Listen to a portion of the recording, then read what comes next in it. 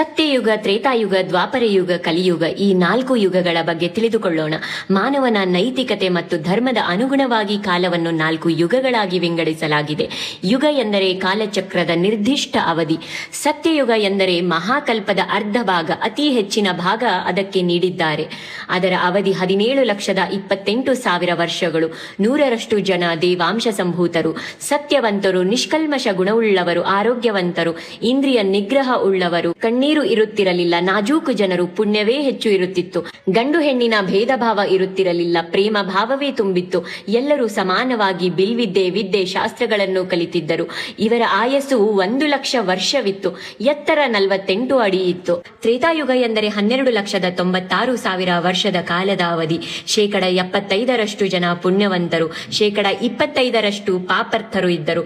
ಕರ್ತವ್ಯ ನಿರ್ವಹಣೆ ಸರಿಯಾಗಿತ್ತು, ಸಹನೆ ಕಳೆದುಕೊಳ್ಳುವುದು ಕಡಿಮೆ, ಸ್ವಾರ್ಥ ಬೆಳೆಯಿತು, ಚಾಡಿ ಮಾತಿಗೆ ಮುನ್ನಣೆ, ಮಕ್ಕಳು ತಂದೆ ತಾಯಿಯ ಸೇವೆ ಶ್ರದ್ಧೆಯಿಂದ ಮಾಡುತ್ತಿದ್ದರು. ವ್ಯಕ್ತಿಗಳು ಮಾಡುತ್ತಿರುವ ಕೆಲಸಗಳಿಂದ ನಿರ್ಧಾರವಾದ ಬ್ರಾಹ್ಮಣ, ಕ್ಷತ್ರಿಯ, ವೈಶ್ಯ, ಶೂದ್ರ ಎಂಬ ವರ್ಣ ಪದ್ಧತಿ ಹುಟ್ಟಿತು. ವಿವಾಹ ಪದ್ಧತಿ ಜಾರಿಗೆ ಬಂತು. ಏಕಪತ್ನಿತ್ವ ಮರ್ಯಾದೆಯಿಂದ ಬಾಳುವುದು ರೂಢಿಯಲ್ಲಿತ್ತು.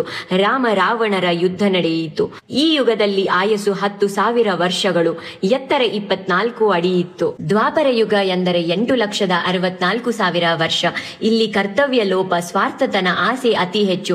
ಅದನ್ನು ತೀರಿಸಿಕೊಳ್ಳಲು ಹೀನಾಯ ಸ್ಥಿತಿಗೆ ಹೋದರು. ಅಧರ್ಮ ಹೆಚ್ಚಾಯಿತು, ಧರ್ಮ ಕಡಿಮೆಯಾಯಿತು. ವರ್ಣ ಪದ್ಧತಿಗೆ ತಕ್ಕಂತೆ ಉದ್ಯೋಗ ಸೃಷ್ಟಿಯಾದವು. ಇಲ್ಲಿಂದ ವರ್ಣ ಭೇದ ನೀತಿ ಆರಂಭವಾಯಿತು. ಬಹು ಪತ್ನಿತ್ವ ಪದ್ಧತಿ ಬಂತು. ಆಯಸ್ಸು 1,000 ವರ್ಷಗಳಷ್ಟು, 12 ಅಡಿ ಎತ್ತರ. ಕಲಿಕೆಯಲ್ಲಿ ಜಾತಿ ಭೇದ, ಬ್ರಾಹ್ಮಣ, ವೈಶ್ಯ, ಕ್ಷತ್ರಿಯ. ಧರ್ಮ 50% ಉಳಿಯಿತು. ಕಲಿಯುಗ ಎಂದರೆ 4,32,000 ವರ್ಷ. ವೇದಾಧ್ಯಯನ ಕಡಿಮೆ, ಸ್ವಾರ್ಥಿಗಳು, ಸ್ತ್ರೀ ಪುರುಷರು ಅಧರ್ಮಿಗಳಾಗುತ್ತಾರೆ, ಹಿಂಸೆ ಹೆಚ್ಚು, ತಂದೆ ತಾಯಿಯರನ್ನು ಬಿಟ್ಟು ಹೋಗುತ್ತಾರೆ, ಸುಖ ಭೋಗಗಳಲ್ಲಿ ಆಸಕ್ತಿ, ರೋಗ ರುಜಿನಗಳು ಹೆಚ್ಚು.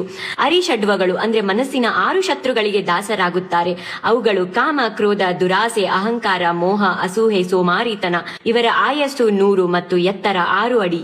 ಧರ್ಮ ಕೇವಲ 25% ಮಾತ್ರ ಉಳಿಯಿತು. ಈ 4 ಯುಗಗಳು ಸೇರಿದಾಗ ಒಂದು ಚಾತುರ್ಯುಗವಾಗುತ್ತದೆ. ಇಂತಹ 1000 ಚಾತುರ್ಯುಗಗಳು ಸೇರಿದರೆ ಬ್ರಹ್ಮನ ಒಂದು ಹಗಲು. ಇದನ್ನು ಒಂದು ಕಲ್ಪ ಎನ್ನುತ್ತಾರೆ. ಮನ್ವಂತರ ಎಂಬುದು ಬ್ರಹ್ಮನ ಒಂದು ಕಲ್ಪ, ಅಂದ್ರೆ ಒಂದು ದಿನದ ಒಳಗಿನ ಉಪವಿಭಾಗ. ಪ್ರತಿಯೊಂದು ಕಲ್ಪದಲ್ಲಿ 14 ಮನ್ವಂತರಗಳು ಇರುತ್ತವೆ ಮತ್ತು ಪ್ರತಿಯೊಂದು ಮನ್ವಂತರವನ್ನು ಒಬ್ಬ ಮನು ಅಂದ್ರೆ ಮಾನವ ಧರ್ಮದ ನಾಯಕ ಆಳುತ್ತಾನೆ. ನಾವೀಗ 7ನೇ ಮನ್ವಂತರದಲ್ಲಿ ಜೀವಿಸುತ್ತಿದ್ದೇವೆ ಮತ್ತು ಇದರ ನಾಯಕ ವೈವಸ್ವತ ಮನು ಆಗಿದ್ದಾನೆ.